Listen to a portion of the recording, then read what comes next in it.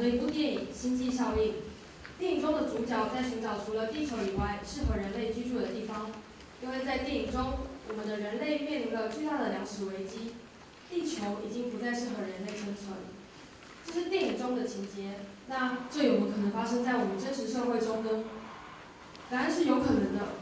一群科学家在2009年提出了地球9大防线，他们列出了9个指标，有气候变迁、海水酸化、生物多样性丧失、化学污染、悬浮微粒增加、土地利用不当、氮磷循环问题、淡水缺乏以及臭氧层破洞。他们说，一旦这9个指标都超过了安全标准，我们的地球将不再适合人类居住。而目前我们已经有4项指标超标，所以这个问题很迫切也很严重。那我们要怎么解决这个问题呢？我从小就是都市小孩，我就在想，我所居住的这个环境，它会不会就是解决问题的方法？而一座城市有很多的面向，有建筑，有交通，有能源的使用，有医院，有公园。那我自己本身是读土木工程的，所以今天我想就绿建筑的部分跟大家分享。另外，也因为根据国际能源署的统计，我们全球有1/3的耗能是来自于建筑物，而建筑物占总二氧化碳排放的20%，光建筑物就占了1/5，这是一个不算小的数字。那这是全球的数据，那现在我们来看看在台湾。在台湾，我们建筑产业的耗能占了全国耗能的28%，而建筑产业所产生出来的二氧化碳占了全国排放量的27%，都将近1/3左右。那可能有人会想，建筑物排放二氧化碳，第一个想到的就会是在工地里面，因为每次看到工地都是乌烟瘴气的，感觉应该是工地产生最多的污染吧。但是真的是这样子吗？这个我们就要来看看一栋建筑物从建材生产到营造，到日常的使用，到最后被拆除，这一整个生命周期所产生的二氧化碳。结果我们发现，在营建的部分只占了13%，大部分是在日常生活使用层面。那这个数据代表什么意思？这代表，如果我们在建筑一栋建筑物之前，能够有良好的规划跟设计，那么在建筑物落成以后，能够有效节省大部分的日常耗能，我们就可以降低这87%的部分。所以绿建筑它在做的就是这样的一件事情。那我知道听到绿建筑，可能大家很多人心里就会产生很多疑惑，像是绿建筑就要有很多的绿色植物吗？或者绿建筑标章是什么？又或者有人会说，绿建筑是不是就要花我大笔大笔的钞票？那现在我们一一来看这几个问题。首先，很多的绿建筑都会有绿色植物，原因是因为在我们绿建筑的标准里面有一个叫做绿化量指标，它这部分要求植栽面积要占总建筑物面积的15%，而101它是一栋绿建筑。有人可能就会想说，101看起来好像没有很多植物，那为什么它是绿建筑？那101它因为土地利用的关系，它是以认养公园的方式来达到这部分要求，所以即便我们没有一大片的绿地，我们还是可以透过认养、透过垂直栽种的方式来达到绿化量的指标。好，再来第二个问题，绿建筑标章是什么？在台湾，我们绿建筑有9大指标，可以大致分为4类：节能、生态、减废跟健康。取它们英文字首的第一个字，所以 EEWH 就是我们台湾评估绿建筑的系统。那这个系统呢，它将绿建筑分为了5大级。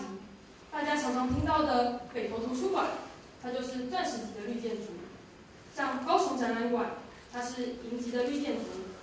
那像台中女中的综合馆，或者现在很多新建的校舍，它们其实也都是绿建筑。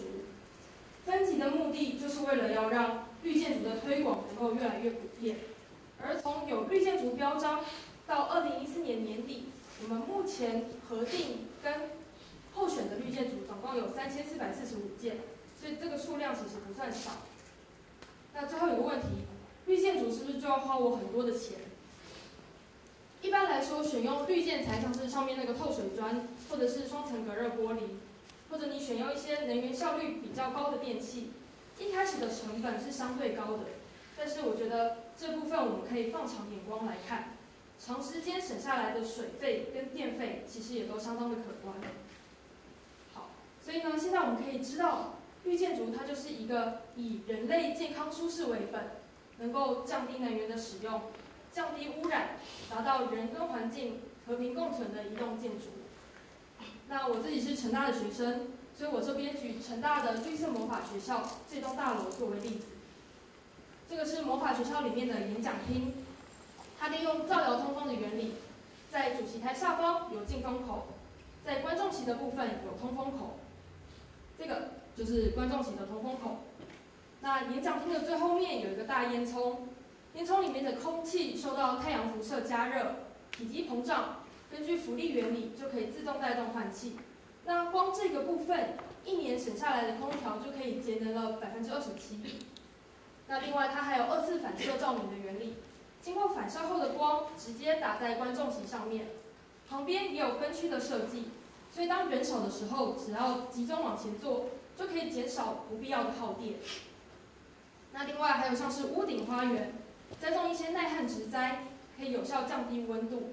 当然它还有很多的设计。那总体下来，我们发现这座绿色魔法学校单位楼地板的耗电量是43千瓦。相比起台湾一般办公室大楼的125千瓦少了很多，而它也可以减少52%的二氧化碳排放，整体的节能更高达了65%。好，所以其实相当的可观。不过国际能源署又说了，到了2050年，我们大约会有80%的建筑耗能是来自于2005年前盖好的成屋。那我们在台湾既有建筑物占全国建筑物的97%。所以放眼望去都是已经盖好的建筑，那怎么办？这边我们可以进行旧建物的改造。那我以台达电子瑞光大楼为例，因为它是目前旧建物节能效果很好的一栋大楼。他们将空调都装了变频控制，将灯光全部改成 LED 灯，另外还增加一些像是雨水储存或是扩建步行梯等设计，整体的节能跟减碳效益都可以高达50%以上。所以可能一开始有人会问，为什么要绿建筑，或者为什么要旧屋改造？那听完我刚刚所讲的，可以发现它是一个对人类跟对环境有益的事情。所以或许我们要问的不是 why， 而是 why not。那我今天讲的是绿建筑的部分，但是就像我们一开始说的，一座城市它还有很多面向。有人会说，光推一个能源政策就很难了。城市的绿色想望，它是一个妄想吧。那这边我想要以古借今，在1903年，密西根银行主席说，骑马是会一直流传下去的交通方式，而汽车只是一时的潮流而已。但是现在我们谁在骑马？1966年的《时代》杂志说，网上购物尽管可行，终将失败。但是我们现在只要点一个键，商品隔天就到。1981年的一位发明家说，手机绝对不会取代固定电话。但是现在我们人手一机，所以我相信一座跟环境永续共存的绿色城市是有可能的。